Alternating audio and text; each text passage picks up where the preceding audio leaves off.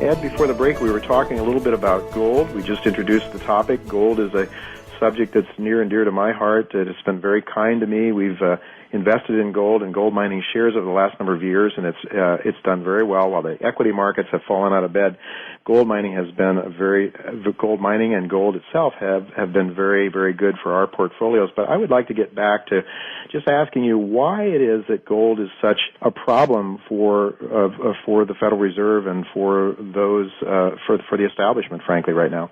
Yes, well, there's a group of economists out there that worship at the feet of John Maynard Keynes, who was a well-known collectivist writer and economic theorist some decades ago. And Keynes called gold the barbaric metal. And Karl Marx picked up on that theme, too. He thought that gold was a barbaric metal. And all of the collectivists agree with that because they see that ability to just create whatever amounts of money may be required for whatever your scheme is gives tremendous power to those who hold the ability to create the money. That's pretty obvious. You don't have to be a rocket scientist to figure that out.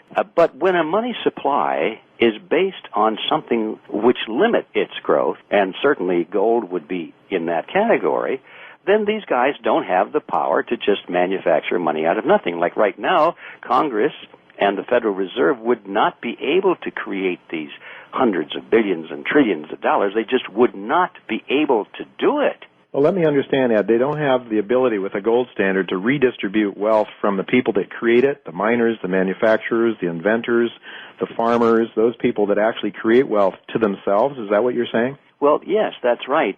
When money is backed by gold or silver or anything else of tangible value, then it's supply. The supply of money always keeps pace with the growth of the goods and services within society. Mm-hmm.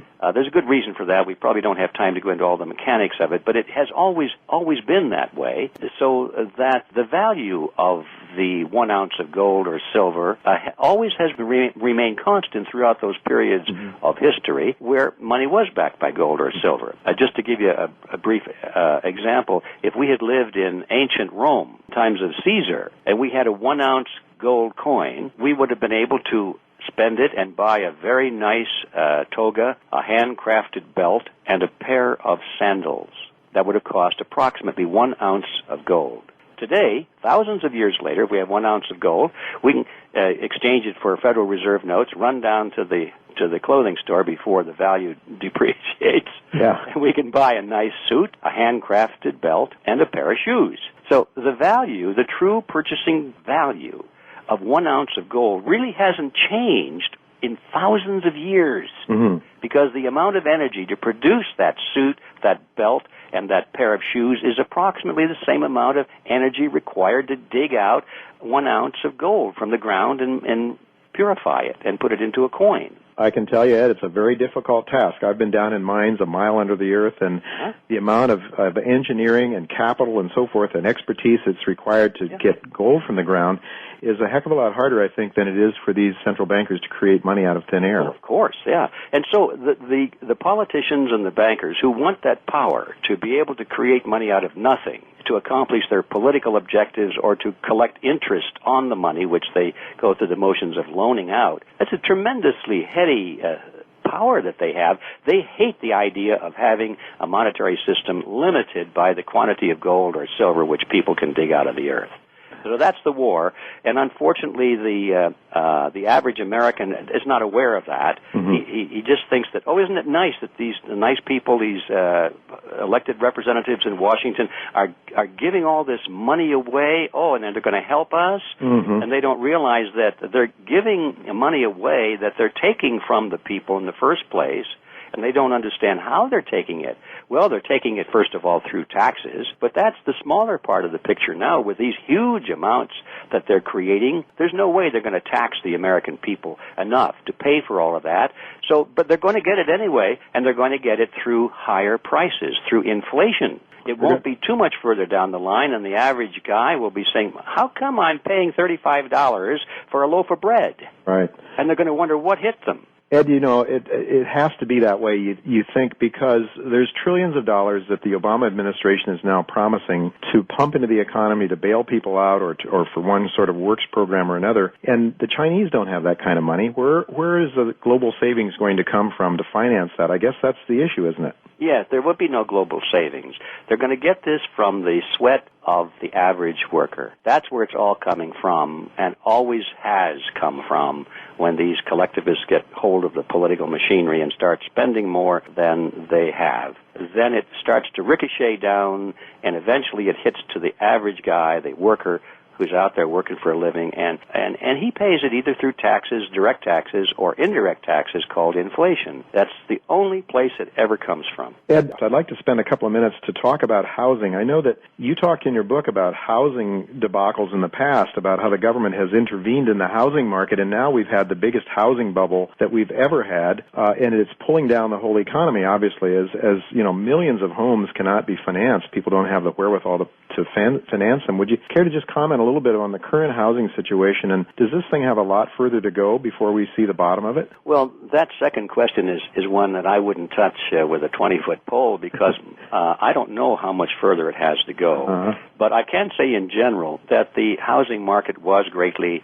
inflated, or bubbled, as they say. And what that means is that the number of dollars that were being spent for a piece of real estate were way out of proportion of its underlying value when measured against other things. Mm-hmm. And the reason that came about is because of manipulation of the credit markets. The ability of the Federal Reserve and some of the other agencies which were politically supported to redistribute credit unnaturally into certain favored areas, and the home market was one of the favored areas. They made mortgage rates ridiculously low, and that lured people, is like luring a fish to grab a worm, not realizing that there was a hook underneath the worm.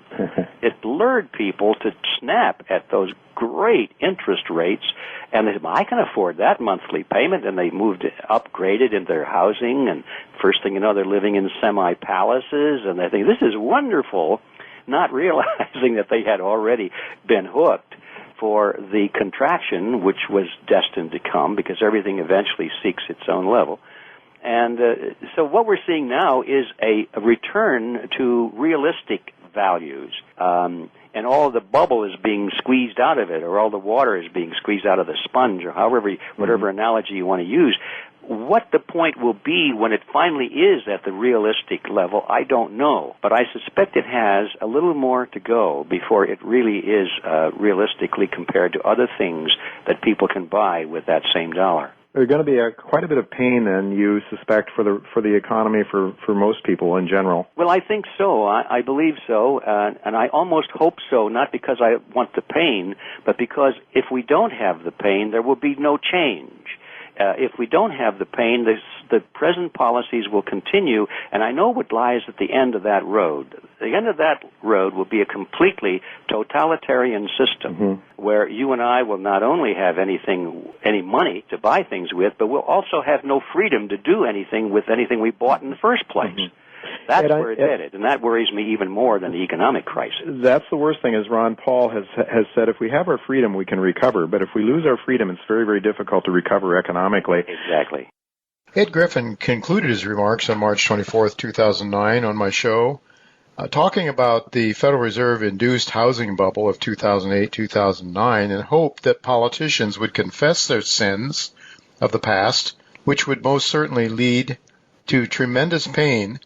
But, as he said, unless we do face those pains, things will only get worse, and we will end up in a totalitarian state which will destine us, our children and our grandchildren, to untold decades of poverty and loss of our natural God-given liberties. Unfortunately, our leaders have once again, following the 2008-2009 crisis, took the easy way out by printing even more, trillions and trillions more dollars, such that we now not only have a housing bubble, but what is commonly referred to as an everything bubble. And this bubble is so large that it seems destined to blow up into a currency-destroying hyperinflation that will be akin to a financial nuclear bomb that threatens virtually all the existing institutions. Indeed, it was David Stockman who shocked me a few months ago when he predicted Chairman Powell would not kick the can down the road again because the Fed's very existence depends on keeping inflation from obliterating the dollar and blowing up the Fed with it.